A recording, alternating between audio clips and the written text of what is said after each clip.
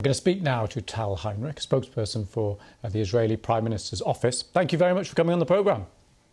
Thank you, Lewis. Can I ask you first of all about Joe Biden's timeline there, hoping that potentially by next Monday some kind of temporary ceasefire could be agreed or in place? Is that possible?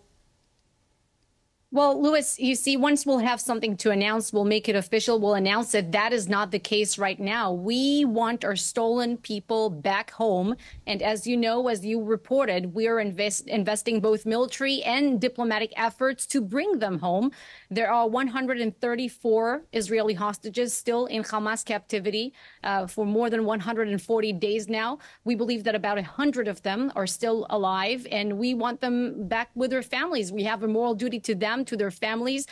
We are proud to be part of the nation that's committed to the principle of leaving nobody behind, and we're not going to leave them behind. We said in the past, and you know, back in November, we had this framework in place. We said that we would agree to facilitate more humanitarian pauses in the fighting in Gaza for the release of more hostages, and we still stand by it. But so far, the terms that Hamas has presented were delusional, as the Prime Minister Netanyahu referred to them, or non-starters, as U.S. Secretary of State Antony Blinken referred to them.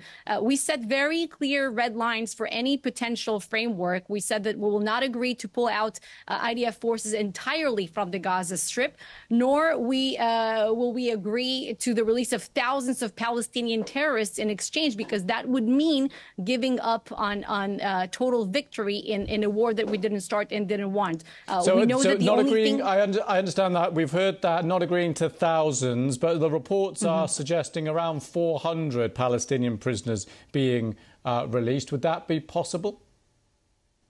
Well, Lewis, we are pursuing these diplomatic avenues behind the scenes for very good reasons, and not on TV screens. We do not discuss openly the terms and the nature of the talks that are taking place, because we don't want to risk anything. The human lives hang in the balance. What we do know that works for sure against Hamas and puts pressure on them is this combination of both heavy military pressure and the diplomatic avenue. That is what yielded the framework that saw the release of more than 100 hostages back in November. We certainly hope that it could work again. It's the combination, because we're hitting them hard on the ground. We're dismantling their terror infrastructure, crushing them above the ground, under the ground, and eliminating many terrorists. And the Prime Minister said the ground offensive in Rafah will go ahead regardless of any deal or ceasefire. We're seeing live pictures of Rafah right now on our screens. A lot of people there. Is it still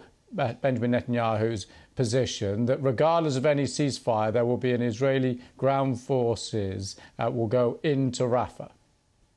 First, I'll just note that I can't see the feedback, the images that you're showing on the screens right now, so I cannot relate to them. Sure. But yes, you know, Rafah, you still have 4 Hamas battalions there that are operative, and we eliminated 18 out of 24, but that's not enough. That would be, you know, the equivalent of telling the Allies back in World War II, you eliminated so many Nazi strongholds. Why should you go to Berlin as well? That's not a question. We have a moral duty to our people, to our citizens in the South, that they will be able to get back to their homes, live there safely. So we have to operate in Rafah. You reported that we just a few weeks ago, we rescued 2 of our hostages from Rafah. And you know that it's a border town between Gaza and Egypt, from which much of the terror infrastructure and ammunition has been funneling for years. This has to be handled as well. Tal Heinrich, we have to leave it there, but thank you very much for coming on the programme. Thank you. Thank you, Lewis.